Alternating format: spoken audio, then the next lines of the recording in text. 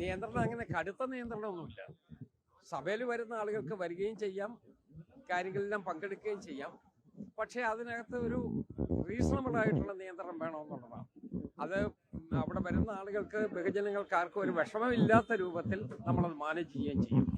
സഭയല്ലേ, അത് ജനങ്ങളുടെ വകയാണ്, അവർക്കും കാണാം. പക്ഷേ കാണാൻ വരുന്ന ആളുകൾക്ക് എല്ലാവർക്കും ഒരു സൗകര്യം കിട്ടണ്ടേ, അതിനുള്ള നിയന്ത്രണം മാത്രം.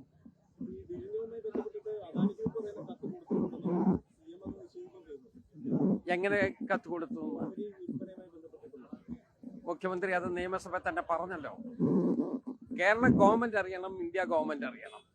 കേരള ഗവൺമെന്റിന് കത്ത് കിട്ടിയിട്ടില്ല എന്നാണ് മുഖ്യമന്ത്രി തന്നെ പറഞ്ഞത്. ഞാൻ ആ സ്റ്റാൻഡ് തന്നെ പൂർണ്ണമായി വിശ്വസിച്ച് നിൽക്കുകയാണ്. അപ്പൊ അതുകൊണ്ട് ഒരു കാരണവശാലും സംസ്ഥാനത്തെ ഗവൺമെന്റ് കൂടി അറിയാതെ, ഗവൺമെന്റിന്റെ പ്രോപ്പർട്ടിയാണ് യഥാർത്ഥത്തിൽ അതിന് ചുറ്റുവട്ടത്തുള്ളത്. ഇവിടെ കോവളം പ്രോജക്റ്റിന് അതിന്റെ ആദ്യത്തെ ഡയർ ബോർഡിനുണ്ടായിരുന്ന ഒരു വ്യക്തിയാണ് ഞാനും. നമ്മളുടെ അന്നത്തെ മുഖ്യമന്ത്രി ശ്രീ ഉമ്മൻചാണ്ടി ചെയർമാനും ഞങ്ങൾ ഡയർ ബോർഡ് മെമ്പേഴ്സ് ആളുകളും അങ്ങനെയാണ് നേരത്തെ ഉണ്ടായിരുന്നത്.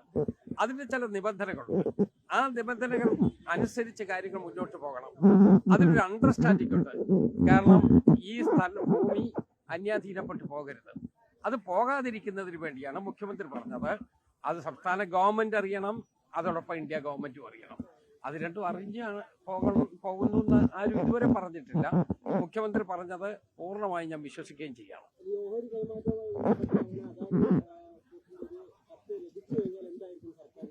അത് ഗവൺമെന്റാ പറയണത്, ഗവൺമെന്റാ പറയാം. ഞാൻ നിയമസഭയിൽ നടന്ന ഒരു ചർച്ചയുടെ അടിസ്ഥാനത്തിലുള്ള എന്റെ ഒബ്സർവേഷനാണ് പറഞ്ഞത്. ബാക്കി പറയേണ്ടത് ഗവൺമെന്റാണ്.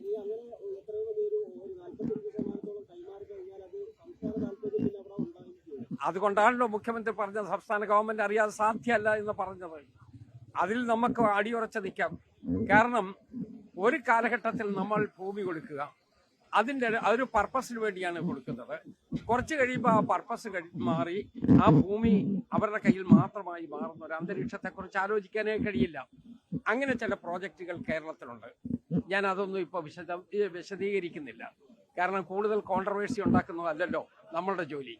അതുകൊണ്ട് ഒരു പർപ്പസിന് വേണ്ടി ഗവൺമെന്റ് കൊടുത്താൽ, ഒരു എഗ്രിമെന്റിന്റെ അടിസ്ഥാനത്തിൽ ഗവൺമെന്റ് കൊടുത്താൽ ആ എഗ്രിമെന്റ് പാലിച്ചു പോകണമെന്ന് മാത്രമല്ലേ മുഖ്യമന്ത്രി പറയുന്നുള്ളൂ.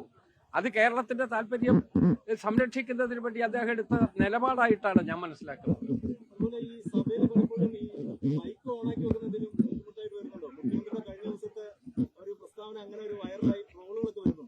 ഇല്ല, മൈക്ക് ഓണായി വെക്കുന്നതല്ല.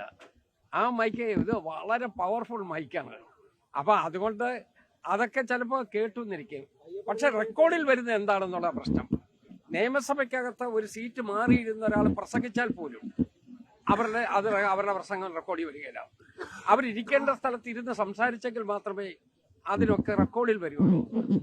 എഴുന്നേറ്റ് നിന്ന് സഭയെ അറിയിക്കേണ്ട കാര്യം അവർക്ക് എഴുന്നേറ്റ് നിന്ന് പറഞ്ഞാൽ അത് റെക്കോർഡിൽ വരും. മറ്റു ഓഫ് ഹാൻഡ് ആയിട്ട് നമുക്ക് എന്തെല്ലാം കാര്യങ്ങൾ പറയുന്നു, അതെല്ലാം നമുക്ക്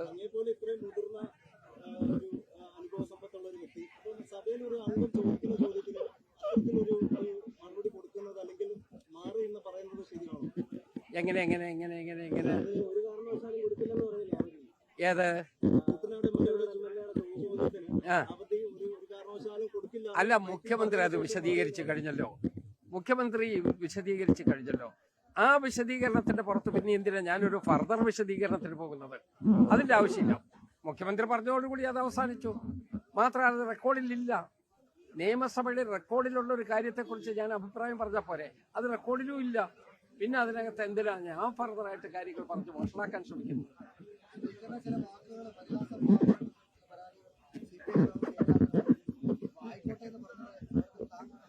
അല്ലല്ല, സത്യം പറഞ്ഞാൽ അദ്ദേഹത്തിന് ഒരു വേദന ഉണ്ടാകാൻ ഞാൻ പറഞ്ഞതേ അല്ല.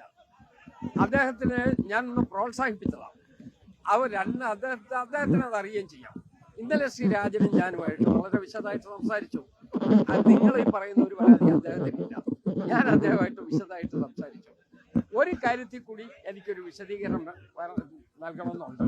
കാരണം സഭയ്ക്കകത്ത് അങ്ങോട്ടും ഇങ്ങോട്ടും ആളുകൾ നടക്കുമ്പോൾ നടക്കുന്ന അതിന് ചില നിയന്ത്രണങ്ങളുണ്ട്. നിയന്ത്രണത്തിന് വിരുദ്ധമായിട്ടും ചെയ്യാൻ സാധ്യമല്ല. ഉമാ തോമസിന്റെ പേര് കൂടി അതിനകത്ത് കണക്റ്റഡ് ആയിട്ട് വന്നതായിട്ട് ഞാൻ കണ്ടു. സത്യം പറഞ്ഞ ഉമാ തോമസിന്റെ സീറ്റിലിരിക്കുകയാണ്. ഉമാ തോമസ് സംസാരിക്കാൻ എഴുന്നേറ്റപ്പോ അതിന്റെ മുന്നിലൂടെ നടന്നുപോയ ആളുകളെ കുറിച്ചാണ് ഞാൻ പറഞ്ഞത്. അത് പക്ഷേ ചില ആളുകൾ ഉമാ തോമസിനെ ഫോക്കസ് ചെയ്യാനായിട്ട് ശ്രമിച്ചു. അതൊട്ടും ശരിയല്ല.